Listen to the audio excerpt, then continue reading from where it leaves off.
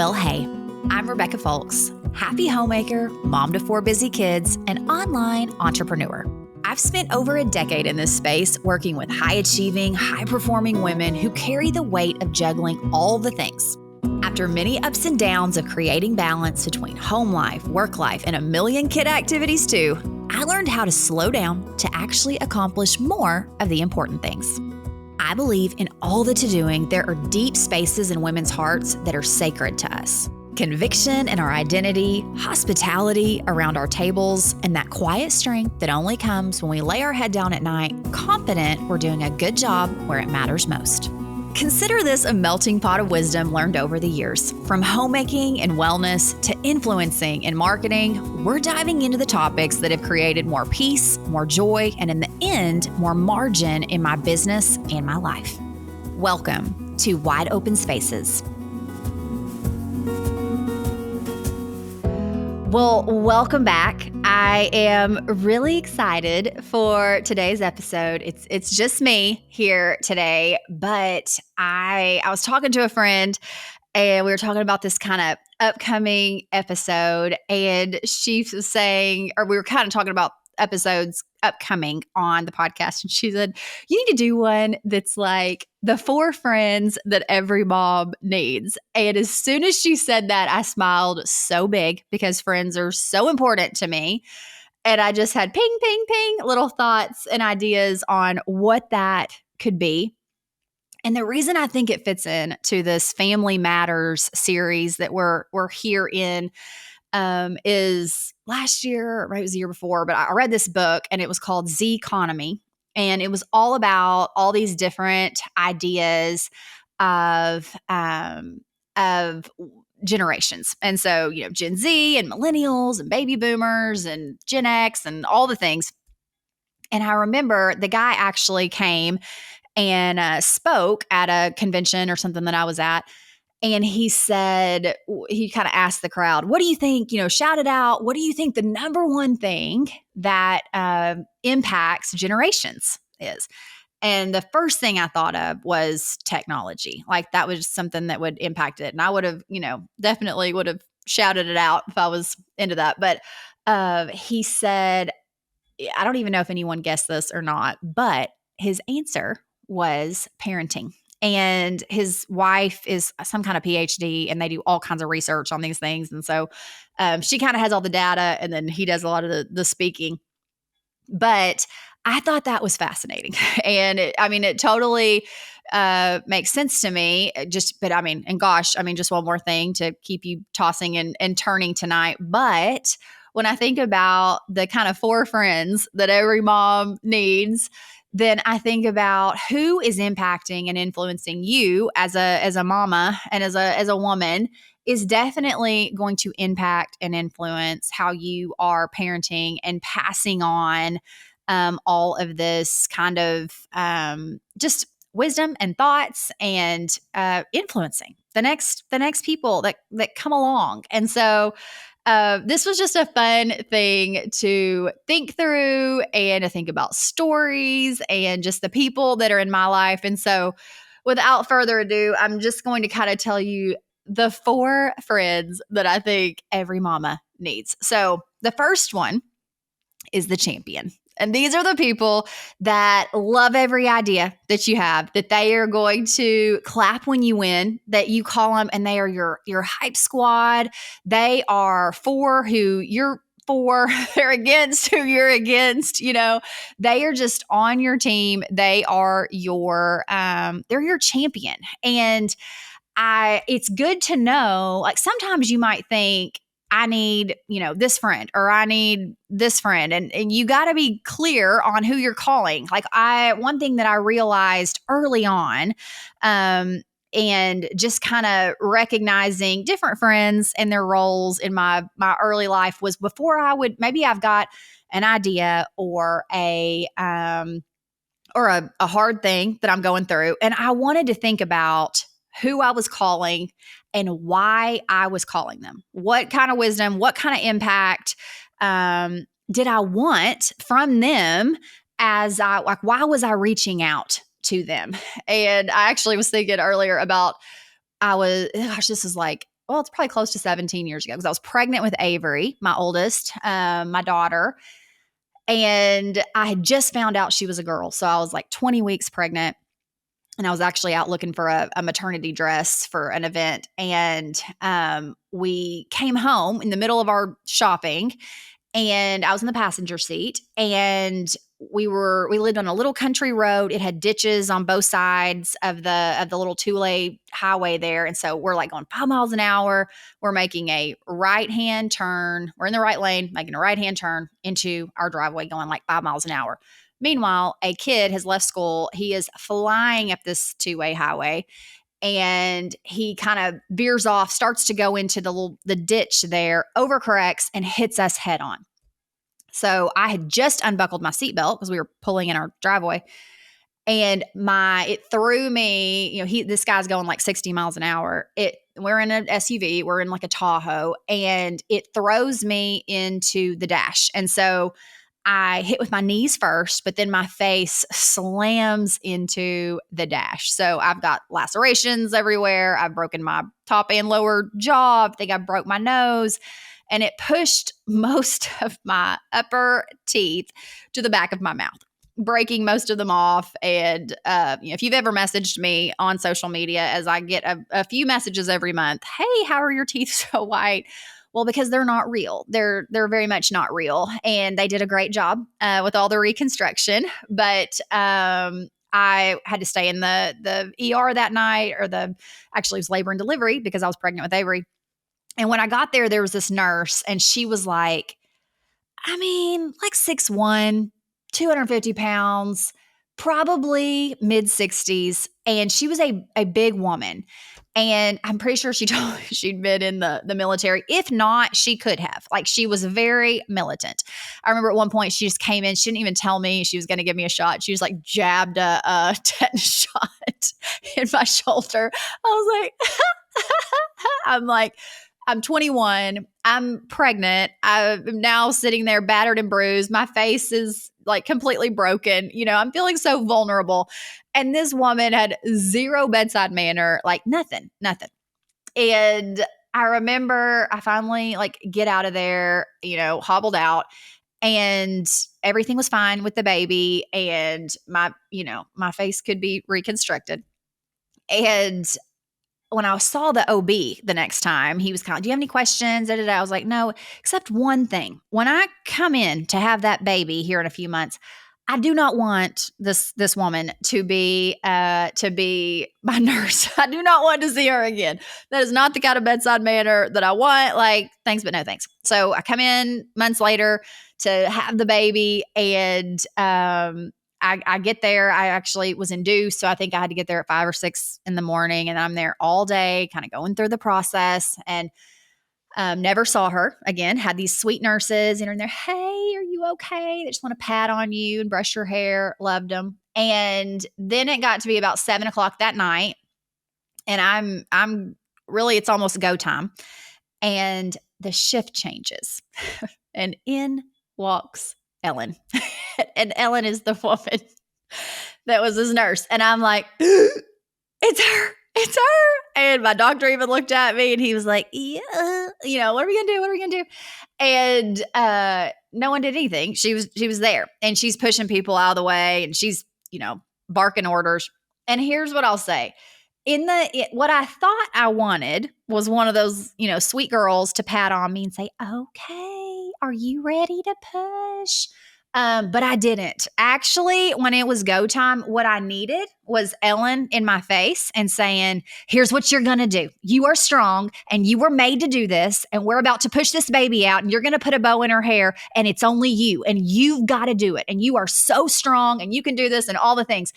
And I think back to that was who I needed in that moment, not the and so you've got to know who to call and what kind of impact that's going to have on life decisions, and on big and small, like whether you're mad your kid was talking back to you that morning and you're not sure what to do, or you're in a crisis, or you're starting a new business, or whatever it is, knowing who you're talking to.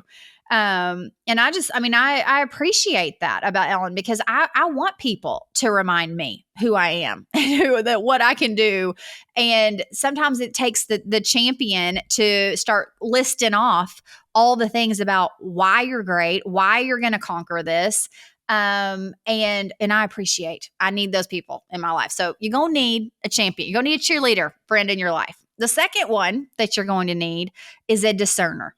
Okay. This is very different. It's a very different energy from the champion friend. Okay. The discerners are They're listeners. They're not swayed by the big energy, whether you're coming in there like, oh my gosh, I got the best news ever. I've got an idea. Or maybe you're coming in there like, I just had the worst, fight with my husband, or my kid just didn't make this team and I want to burn down the school, or whatever it is.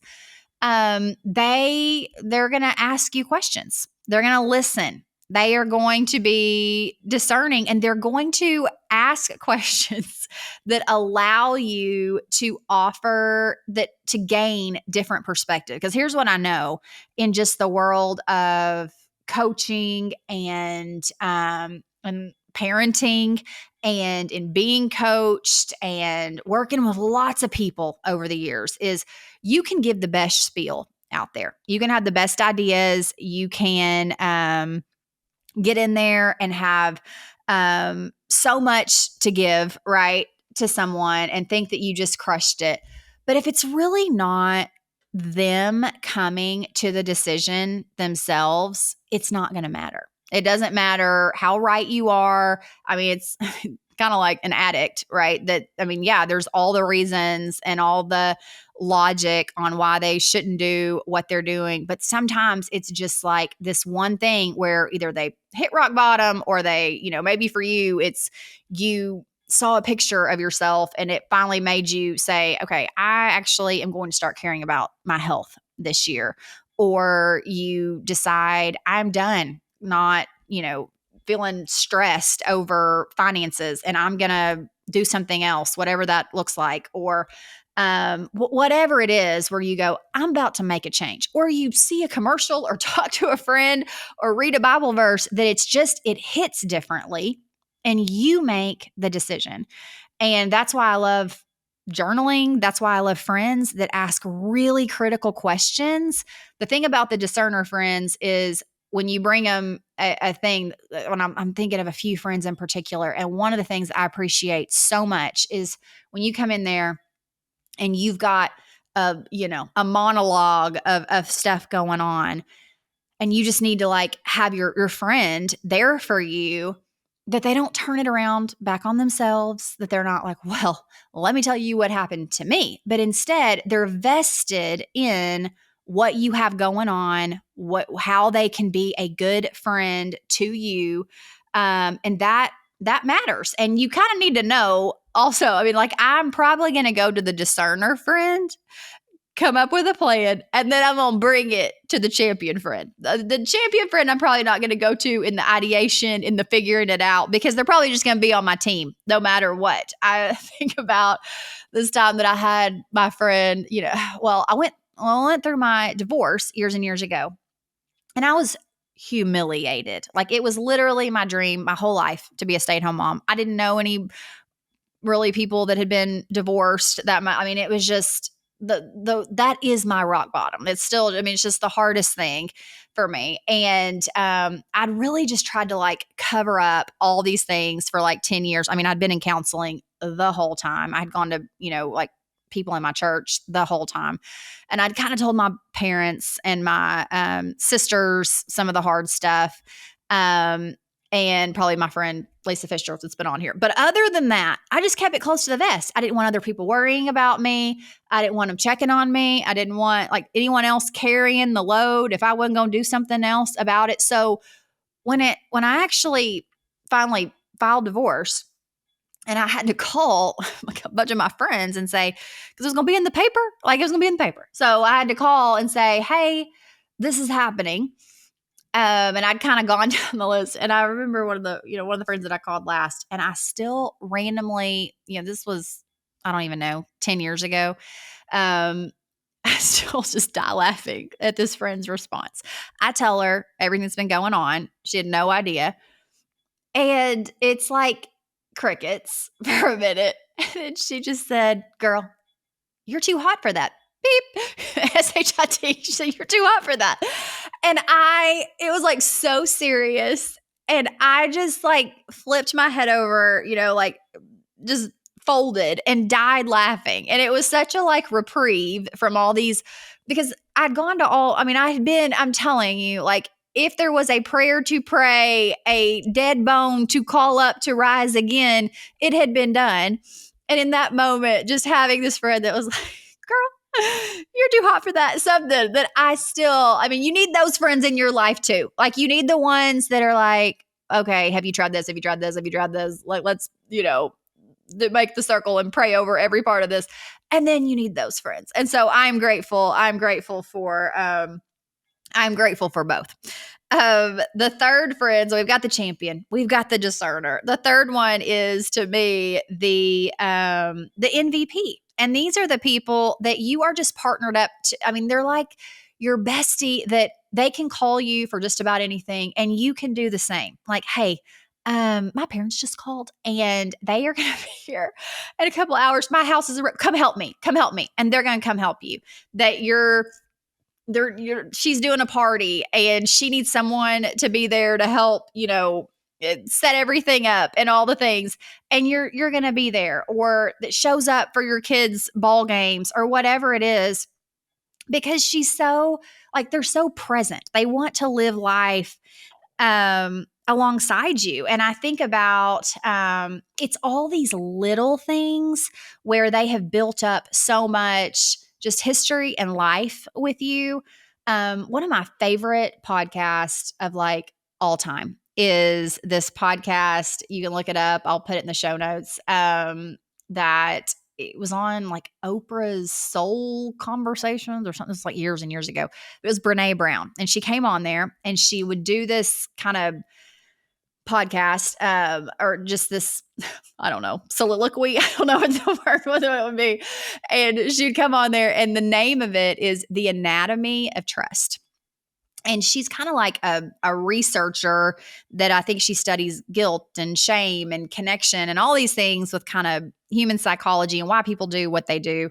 And I do think it's fascinating. And in this, she was talking about the anatomy of trust and why people trust others. And one thing that she kept saying was, really, trust is made and broken in the small things. Most often it's not these big grand gestures, but it's just these small things. And she kind of had this idea of talking about it in the form of marbles and like a marble jar, and just those little things that come in that make you like a marble jar friend or something. And I'm not saying that like exactly how she said it so eloquently, but she was talking to her daughter about this kind of ideology. And she said, when she was explaining it to her, she's like, so do you have any of those like marble jar friends? And she said, yeah, I do. Like Susie Q, when I come into the lunchroom and she realizes that I don't have a seat, that all the seats are gone, she'll scoot over and she gives me half a hiney. And so, yeah, she's a marble jar friend. And Brené's like, okay, so half a hiney gets you a marble. Okay, good to know. Good to know. And she's like, yeah. And Laura Ashley, she at the soccer field last week when Nana and G-Paul got there, she said, hey, your Nana and G-Paul are here. Brene was like, what? That's a marble jar friend? And she said, yeah, like not everybody has 8 grandparents, and they not everyone has all those grandparents. And she knew their names, and that to me was a marble jar friend. And I just love that. I love thinking about all of the little, just the little deposits that make someone a friend to you. And I still think it's fascinating. That Brene said in there, the number one thing that they saw come up again and again and again were people that attended funerals. And that has totally stuck with me from years ago, whether, it can be awkward and uncomfortable and sad. And that you're like, oh, what can I not do to go show up for something like that? And if it is at all possible for me to be there for someone I'm close to when they have a funeral, I'm coming, because I know that means something to my people. And so I want to make sure that I'm doing that. And then the last one, so we're kind of going through here. So we've got champion, we've got discerner, we've got the MVP. And the last one would be a mentor. And these are the people that are typically, even if they're not older, they're in a season ahead of you. Maybe their kids are 10 years older, or they've been married 10 years longer. Maybe they are 20 years older. And that has been something that has made a huge difference in my life and avoiding just potholes, is pursuing older women. I always have, from even as a teenager. I would stay forever, probably too long, honestly, thinking back, and talk to the women I was babysitting for. I loved my mom's friends. I just pursued older women, and it made the biggest difference for me. It reminds me of the Titus 2, and the older women will, reach down and pour wisdom, pour life into the younger women. That is so, so important. And because it's some things in life, it's like, it's not that you're not smart. It's not that you're not educated. It's just you haven't had the experience yet. I think about my son Sawyer last year or year before. Gosh, all these kids. I'm not great with dates, but the last couple of years, we had moved into this new house, and it had snowed. And not a lot, but it snowed. And so during the day, we'd kind of been sledding around, and they'd been playing in the snow and all the things. And then it's February, so the sun sets. It was probably 4:35, and it had gotten colder and icier all day. And we live on one side of our street has a pretty good sized hill on it. And Eli had gone somewhere that night. And I'm in the back. The baby's just a few months old. He's crying. I'm like nursing him in my bed. And Avery and Sawyer come in there like, hey, we're going to go outside and like take some pictures in the snow or something. And so I did kind of have this feeling of like, should I let them do that? But I did. And they go out there, and they end up getting on the sleds. And within I don't even think it was 10 minutes before Avery calls my phone, blood curdling screaming, which is not her demeanor. And she's saying, Sawyer hit a mailbox. Sawyer hit a mailbox. He can't feel his legs. He can't feel his legs. All these things. And basically he had gone down this hill and had hit with such speed and velocity that he knocked a full-size brick mailbox off its foundation. Ends up tearing his ACL, his meniscus. We have all these surgeries. And where everything in me that night is looking at him. In between, I cried for literally a year thinking of what could have been in that whole situation. I still can't believe, praise God. He'd been going down face first all day. I can't believe, anyway, so many things. And I could have been like, what were you thinking? Like, what were you thinking? And the truth is, he didn't know. He didn't know. He didn't have the experience to think, okay, while the sun's out and the temperature's up today, this is slushy and the snow is soft. But now that the sun is set and the day has gone on, this is rock solid ice. And I'm about to fly down there. His little hands were cut up from where he'd tried to put his hands down to stop himself. And it was solid ice that just cut his hands up. And again, it's not for us. Like, you need a mentor. You need someone that's looking down and saying, hey, can I show you where I see some orange cones where you're probably going to want to avoid that? Or can I tell you about how I was in a similar situation and I thought it was going to look like this, and it turned out this was the issue. They can add context. They can add perspective. Mentors are invaluable. And if you're listening to that and really maybe thinking this about, we live in an age where we value a lot of friends and followers and all the things on social media, right? And I'm here to tell you, I really have like 10 friends. I'm serious. And I mean, most of them don't even live in my same town.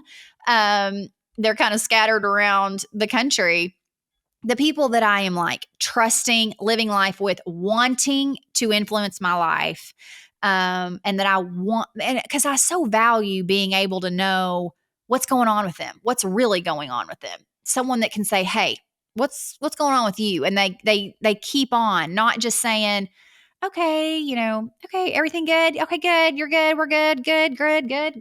No, I want the real life conversations, because that changes things and it holds you accountable and it challenges you and people tell you who you are.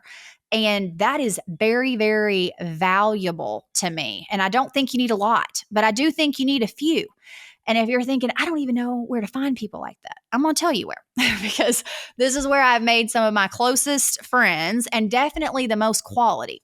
And you might just roll your eyes, but I'm going to tell you, if you are sitting there and thinking, I don't know even where to find these people, they're at women's Bible studies.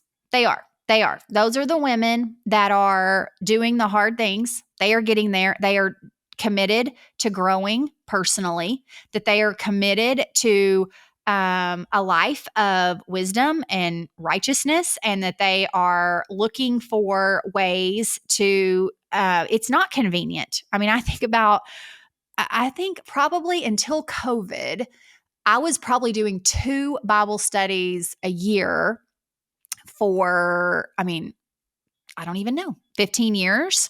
And I made dear friends and I was surrounded by women of excellence. And I want to tell you, it's freaking hard to get there. Like if you've got a bunch of little kids, I'm thinking about getting all those toddlers all dressed up to, get out the door and, do the lesson. And I remember this one Bible study I did for years at our church here in Little Rock, and it was called Bloom or Moms and More or something. And every week they had breakfast for you. And so you got to like get breakfast and sit there. And I don't even think there was a lot of homework at that time. It was just kind of like a short lesson because they knew, but you did get poured into. And it was just this kind of midweek, checkup of, hey, we see you. We know this is hard, and really great discussions of women of that are looking to grow, and women that are wanting to grow. They are more self-aware. They are more spiritually minded. They have way more wisdom. They're not as influenced by the world. And those are the women you want to be around. And I think about you can have those friends that tell you, yeah, marriage is hard, or losing weight's hard, or, let's just drink wine and say this is hard and think it must be easy being other people and all that. That's not for you. If you're listening to this podcast and you're someone that is thinking you value marriage and family and friends and just homemaking and hospitality, there's a quote that says, birds of a feather flock together because they're flying the same direction.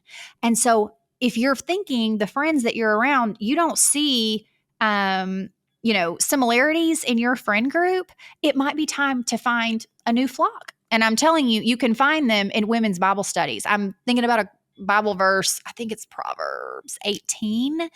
And in there, it says something along the lines of, to be a good friend, one must first consider themselves friendly.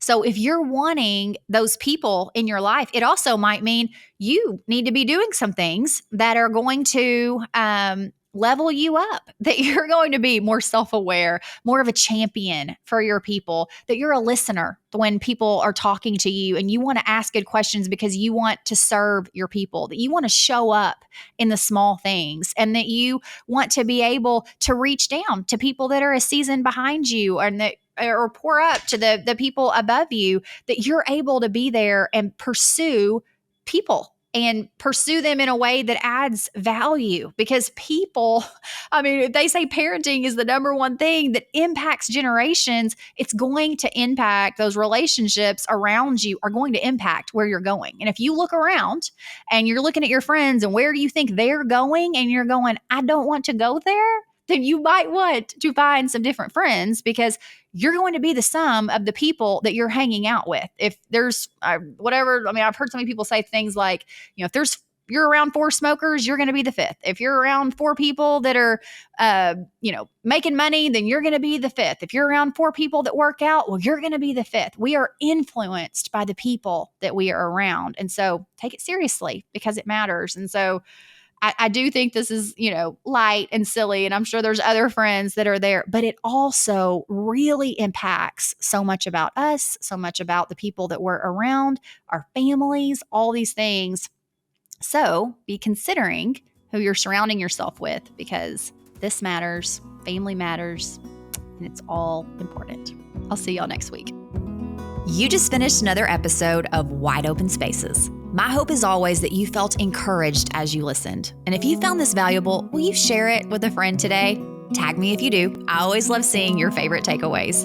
I'm so glad you were here, and I'll see you back next week, same time, same place. See you then.